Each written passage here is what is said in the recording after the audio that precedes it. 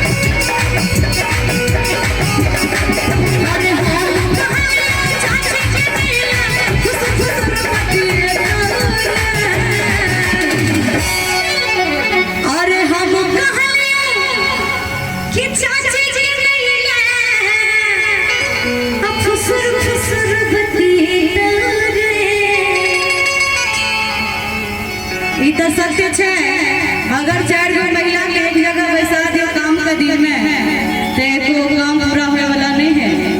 कोई अपना नहीं रखे, कोई अपना ससुरा के बात करे।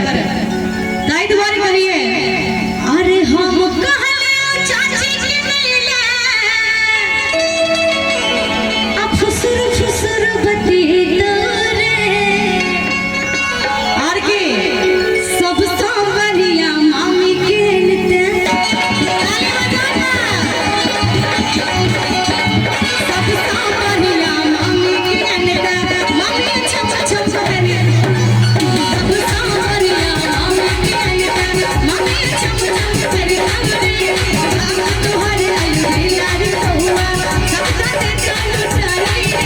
Wow.